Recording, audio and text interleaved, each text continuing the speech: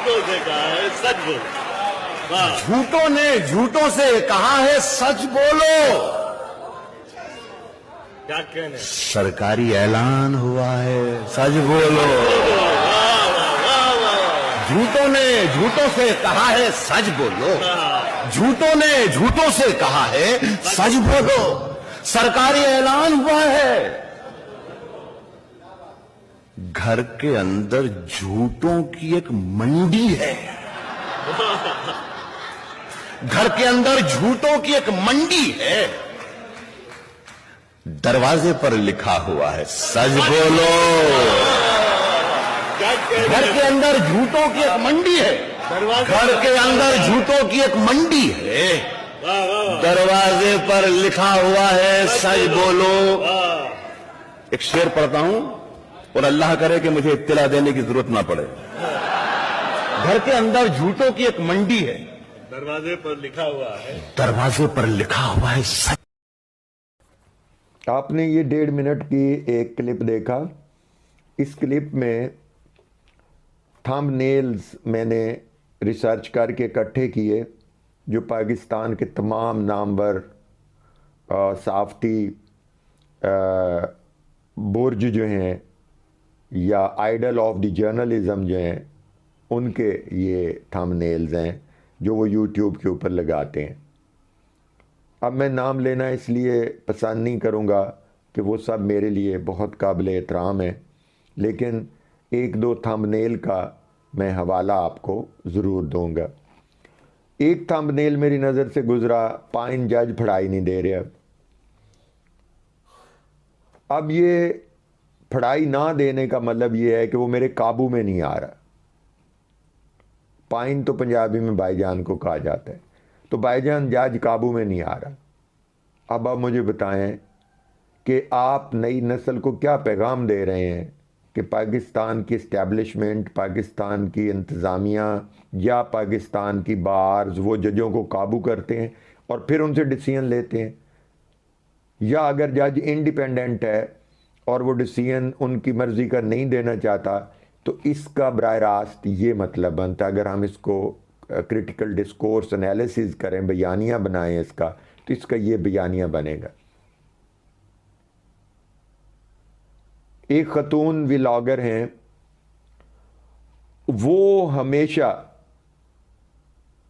उनके जो थंबनेल्स होते हैं वो इंतहाई लोएस्ट ग्रेड्स लैंग्वेज या स्लैंग्स इस्तेमाल करती हैं। एक और सीनियर साफ़ी हैं,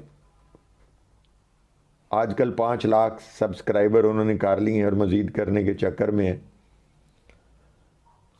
उनके थंबनेल्स में और उनकी मालूमात में इतना क्लिक बेट का, इतना ये क्लिक बाइट्स का इतना ज़्यादा वो अट्रैक्शन पैदा करते हैं कि एक दफ़ा उनकी नज़र के सामने, किसी व्यूअर की नज़र के सामने से वो गुजारता है तो उसको देख के बगैर नहीं रह सकता। फिर ये जितने यूट्यूबर्स हैं इनके तमाम के तमाम व्लॉग्स पानी में मधानी डालने के मुतरादिफ हैं। 10 मिनट कौम का वक्त ज़ाया होगा, 1 से 1.5 मिनट के अंदर वो ख़बर आप तक पहुंचाई जाएगी जो उनको हथे चढ़ गई है। अगली एक और जो इम्पोर्टेंट बात मैंने आपसे शेयर करनी है वो ये है अंदरूनी कहानी, इनसाइड स्टोरी। मैं हैरान होता हूं कि ये इनसाइड स्टोरी उन्हें देता कौन है? वो कौन है जो उनको ये इनसाइड स्टोरी देता है और वो उस पर आ जाते हैं और वो इनसाइड स्टोरी बयान कर देते हैं। Field journal court martial general फैज़ हमीद साहब का कर रहे हैं, जिनके बारे में आर्मी के जो ये अदालतें हैं उनके बारे में हमेशा मैं ये सुनता चला आ रहा हूँ कि वहाँ से कोई ख़बर लीक नहीं होती। लेकिन इन थंबनेल्स के ऊपर फैज़ हमीद को 15 साल कैद, عمران خان پھانسی لگ گیا، بشرا بی بی کے ساتھ یہ ہو گیا، بلاول بھٹو وزیر اعظم، شہباز شریف کی حکومت گئی، رچرڈ گرنیل نے پاکستان کی بولتی بند کر دی. یہ مثالیں دے رہا ہوں جو تھم نیلز کے اوپر ہوتی ہیں. عمران خان تو بڑھ گیا. مجھے یہ زبان استعمال نہیں کرنی چاہیے تھی، لیکن یہ میں نے آپ کے سامنے مثالیں رکھی ہیں، اور یہ سوچے سمجھے بغیر تھم نیلز لگائے جاتے ہیں کہ پاکستانی زبان تباہ ہو گئی، پاکستان کے کلچر کے اندر جتنی نیگیٹو جو الفاظ ہیں ان کا استعمال کیا جا رہا ہے، اور ان کی وجہ سے سوسائٹی میں ایک ہیجان اور ایک نفسیاتی پرابلم پیدا ہو رہی ہیں. ان سارے تھم نیلز میں سے کوئی 4 یا 5 الفاظ ایسے ہیں جو میں نے آپ کے لیے سلیکٹ کیے ہیں. ایک تہلکہ خیز، یہ لفظ تہلکہ خیز ہر تھم نیل پہ تقریباً مل جائے گا. اندرونی کہانی، راوی اندرونی کہانی لے آیا. اندرونی کہانی، تہلکہ خیز، تو گیا، پائن پھڑائی نہیں دے رہے، ٹھیک ہے نا. اور اس کے علاوہ دھڑن تختہ، قید با مشقت، پھانسی کی سزا، پھٹے لگ گیا. یہ کیا ہے؟ کچھ تو خوف خدا کرو یار، کچھ تو خوف خدا کرو. آپ پڑھے لکھے لوگ ہو، آپ اپنے آپ کو کہتے ہیں ہم سینئر تجزیہ کار ہیں، آپ اپنے آپ کو کہتے ہیں ہم پاکستان کی جو چوتھا ستون ہے. اگر چوتھا ستون یہ ہے تو پھر یہ عمارت 3 ستونوں پر ہی کھڑی رہے تو بہت بہتر ہے. اب آتے ہیں، ایک میرا کالم کچھ دن پہلے میں نے لکھا تھا جو روزنامہ پاکستان میں شائع ہوا، اور وہ کالم بھی اسی حوالے سے ہے کہ ایک ترمیم الیکٹرانک اور سوشل میڈیا کے لیے.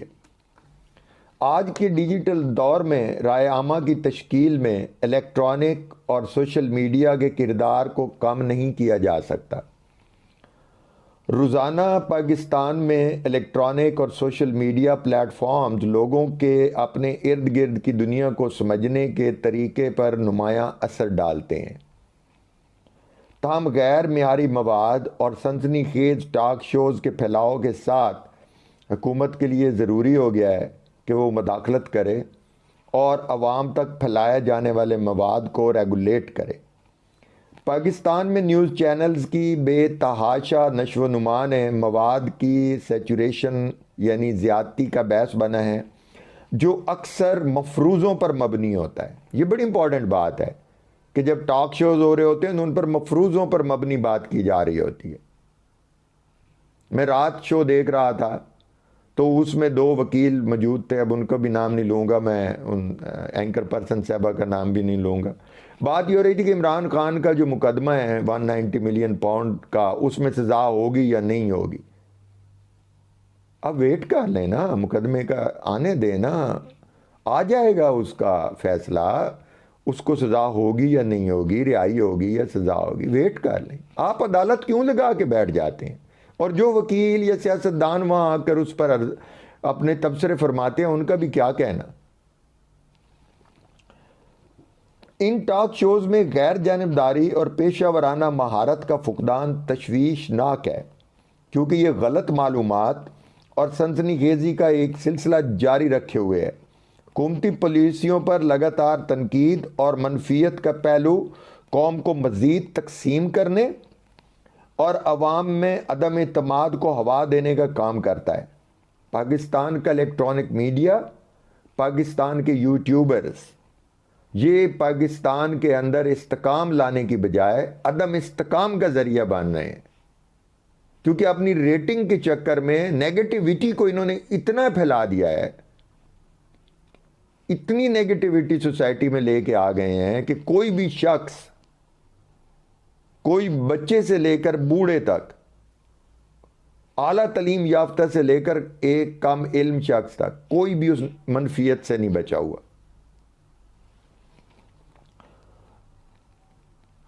ان میڈیا ہاؤسز اور اینکرز کے غیر ذمہ دارانہ رویے نے پاکستان میں سیاسی اور معاشی اس عدم استحکام کو جنم دیا ہے، کیونکہ عوام مسلسل سنسنی خیز اور غیر تصدیق شدہ خبروں کی بچھاڑ میں رہتے ہیں۔ سوشل میڈیا پلیٹ فارمز اور یوٹیوب چینلز کے عروج نے صحافیوں کو روایتی اداراتی معیارات کو نظر انداز کرنے اور معافی کے ساتھ غلط معلومات کا پرچار کرنے کی اجازت کے ذریعے استعمال کیا جاتا ہے۔ وہ ولاگرز سنسنی خیز تھمب نیلز اور گمراہ کن عنوانات جو ان ناظرین کو اپنی طرف متوجہ کرنے اور غلط معلومات پھیلانے کا کام کرتے ہیں، اس وقت الیکٹرانک میڈیا اور سوشل میڈیا پر چھائے ہوئے ہیں۔ اس بڑھتے ہوئے مسئلے سے نمٹنے کے لیے حکومت کو پاکستان میں الیکٹرانک اور سوشل میڈیا کے منظرنامے کو منظم کرنے کے لیے فوری اقدامات کرنے چاہیے۔ ایک اہم اقدام جس پر عمل درآمد کیا جا سکتا ہے وہ یہ ہے کہ Pakistan electronic media regulatory authority PEMRA میں اور اس کے قوانین میں ایک ترمیم منظور کی جائے تاکہ مفروضوں اور منفی مواد پر مبنی ٹاک شوز کی جو براڈ کاسٹ ہے اس کو روکا جا سکے۔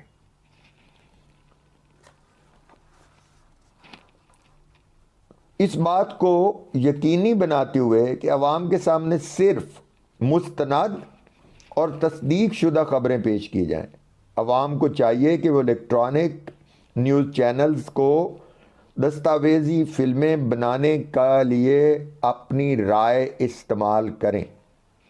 جناب، میں گزارش کروں، آپ میں سے میرے بہت سارے دوست دیکھتے ہوں گے انگلش چینلز، GW ہے، الجزیرہ ہے، فاکس ہے، بلومبرگ ہے، اور بے انتہا فرانس اور پریس ٹی وی ہے، یہ سب خبریں دیتے ہیں ویری ویریفائڈ۔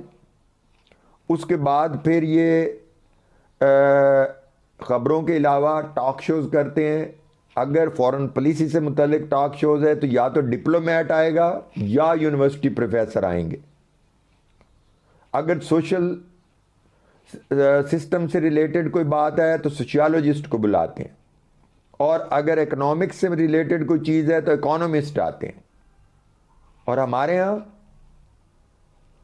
ایک اینکر پرسن وہ پیاز کی قیمت سے لے کر کینسر کی ادویات تک آپ کے ساتھ ایک سینئر تجزیہ کار کے طور پر اپنی رائے اتنی اعتماد سے آپ کے سامنے رکھے گا کہ آپ کو اندازہ نہیں ہوگا کہ یہ صحافی ہے، یعنی رپورٹر ہے، اینالسٹ ہے، اینکر پرسن ہے، انجینئر ہے، ڈاکٹر ہے، کیا ہے؟ ایک سینئر ترین اینکر پرسن نے اپنے پروگرام میں پانی سے کار چلوا دی۔ یہ تو آپ کے سامنے ہوا ہے، میں کوئی غلط کہوں تو میں ذمہ دار ہوں۔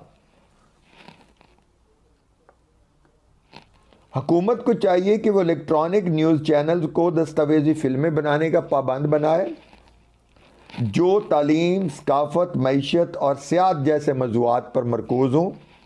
سنسنی خیزی اور منفیت سے توجہ ہٹا کر یہ چینلز عوام کو ملک کے درپیش اہم مسائل کے بارے میں آگاہی سے فراہم کرنے میں تعمیری کردار ادا کر سکتے ہیں۔ افسوس کی بات یہ ہے کہ پاکستان کے جو بنیادی ایشو ہیں وہ ہے تعلیم، آبادی میں بے پناہ اضافہ، خواتین کی ایمپاورمنٹ، زراعت کی پسماندگی، اکنامک چارٹر، نان ایشوز کے اوپر بات ہو رہی ہوگی۔ عمران خان آج کتنا مسکرایا، آج اس نے صحافیوں نے کیا کہا، آج رچرڈ گرینل نے کیا کہا۔ او بھائی خوف خدا کرو یار، خدا کا نام لو۔ آپ لوگ ایشوز پہ بات کریں، نان ایشوز پہ بات کیوں کرتے ہیں آپ لوگ؟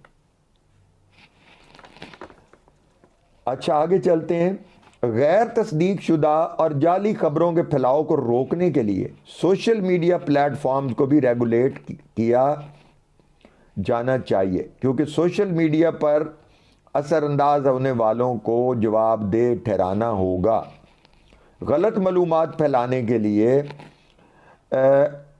ضابطوں کی خلاف ورزی کرنے والوں پر کوئی سزا دی جانے کا قانون موجود ہونا چاہیے، جیسے دنیا کے مہذب ملکوں میں ڈیفیمیشن کا لا ہے کہ اگر میں کسی پر کے بارے میں غلط خبر دیتا ہوں یا غلط بات کرتا ہوں تو ڈیفیمیشن لا میں مجھے جانا چاہیے۔ مریم نواز نے جب حکومت پنجاب نے یہ قانون پاس کیا تو افسوس ہوا یہ دیکھ کر کہ صحافی جو کہتے ہیں کہ ہم سچ کے ساتھ ہیں، وہ جھوٹی اور فیک نیوز کو پھیلانے کے لیے اس ڈیفیمیشن کے قانون کے خلاف کھڑے ہو گئے۔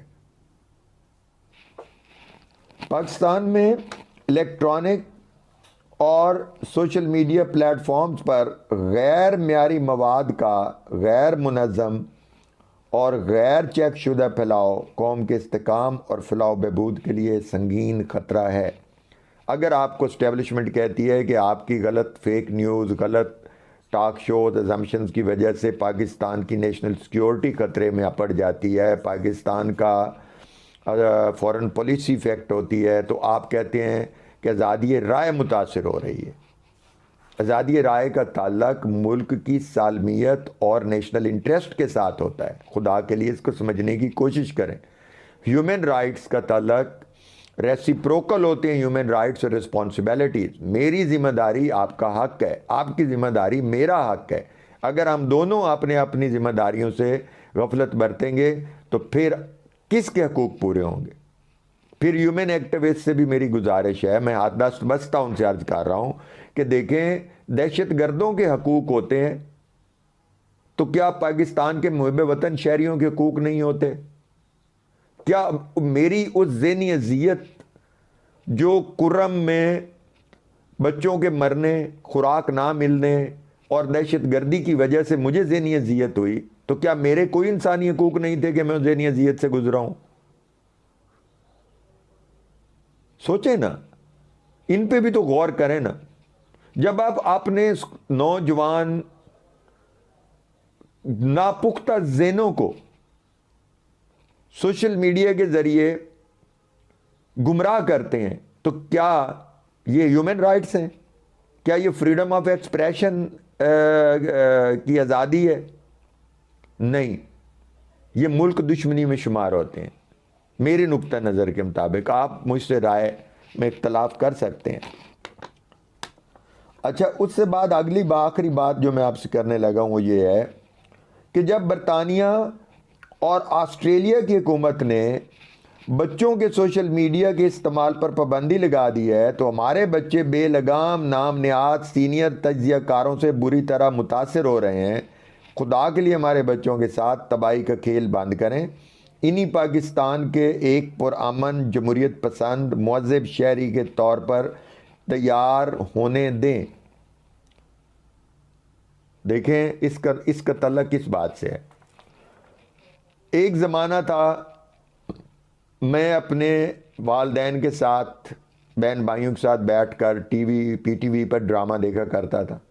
پورا خاندان شام کو اکٹھا ہوتا تھا، وہ ڈرامہ دیکھتا تھا، اس کو انجوائے کرتا تھا، وہ فیملی ٹائم کہلاتا تھا۔ آج پاکستان میں کتنے فیملی چینلز ہیں، اور اگر ہیں تو ان پہ ساس بہو کی لڑائی، بھابھی کا دیور کے ساتھ معاشقہ، ہاں، ساس کی بہو کے خلاف سازش، داماد کی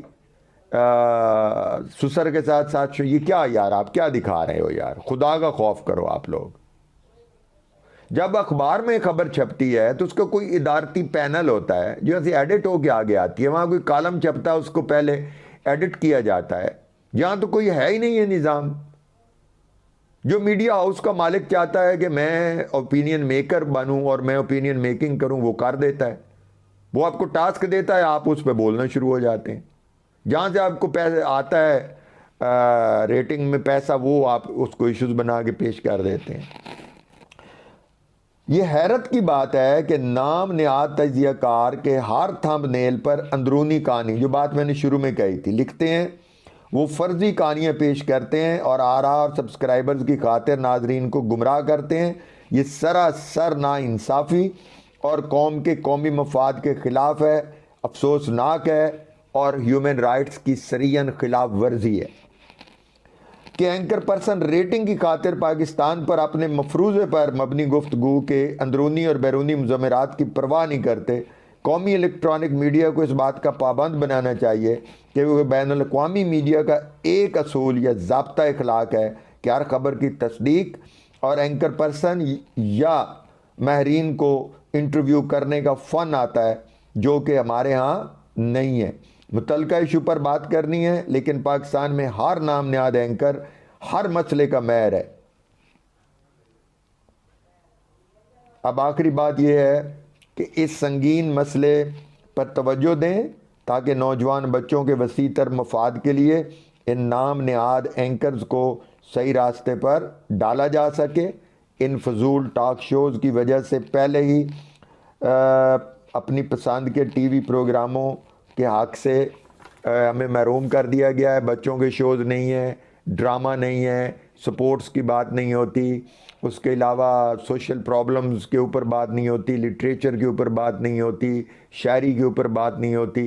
صرف جھوٹ بیچا جا رہا ہے اور اس جھوٹ کے اندر جو جھوٹ بیک رہا ہے، اس جھوٹ کو بیچنے کے لیے جھوٹے تھمب نیل، جھوٹے کہانیاں اور ہیجان انگیزی، نفسیاتی پرابلم، سوشل سائیکالوجسٹ اور سوشل سائیکٹرسٹ کی ضرورت ہے جو ان اینکر پرسنز کا بھی اور ان لوگوں کا بھی علاج کرے جو یہ جھوٹے تھمب نیل کے ساتھ پوری قوم کو بے وقوف بنائے ہوئے ہیں.